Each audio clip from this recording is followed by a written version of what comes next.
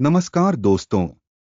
पिछले दो वीडियो में हमने द माइंड्स न्यू साइंस के पहले और दूसरे अध्याय में संज्ञानात्मक क्रांति और भाषा के विकास के बारे में चर्चा की थी।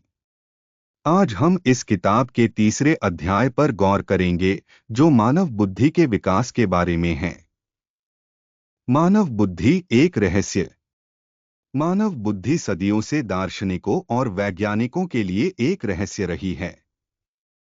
स्टीवन पिंकर ने इस अध्याय में बुद्धि के विकास के विभिन्न सिद्धांतों का विश्लेषण किया है और यह समझने की कोशिश की है कि हम अन्य प्राणियों की तुलना में इतने बुद्धिमान क्यों हैं। बुद्धि का परिभाषा। सबसे पहले पिंकर ने बुद्धि की परिभाषा पर चर्चा की है। बुद्धि को विभिन्न तरीकों से परिभाषित किया गया है, लेकिन आमतौर पर इसे समस्याओं को हल करने, नए विचारों को उत्पन्न करने और जटिल स्थितियों को समझने की क्षमता के रूप में देखा जाता है। बुद्धि का विकास। पिंकर ने बुद्धि के विकास के विभिन्न सिद्धांतों का विश्लेषण किया है। उन्होंने बताया है कि कैसे प्राचीन मानव ने अपने पर्यावरण के साथ अनुकूलन करने के लिए अपनी बुद्धि का विकास किया। उन्होंने यह भी बताया है कि कैसे प्राकृतिक चयन ने बुद्धि को बढ़ावा दिया है। बुद्धि और मस्तिष्क। पिंकर ने बुद्धि और मस्तिष्क के बीच के संबंध पर भी प्रकाश डाला है। उन्होंने बताया है कि मस्तिष्क के विभिन्न भाग बुद्धि के विभिन्न पहलुओं में शामिल होते हैं। उदाहरण के लिए, प्रीफ्रंटल कॉर्टेक्स निर्णय लेने और समस्या समाधान से जुड़ा हुआ है। बुद्धि के प्रकार। पिंकर ने बुद्धि के विभिन्न प्रकारों पर भी चर्चा की है। उन्होंने बताया है कि बुद्धि एक एकल आयाम नहीं है, बल्कि इसमें कई अलग अलग क्षमताएं शामिल होती हैं।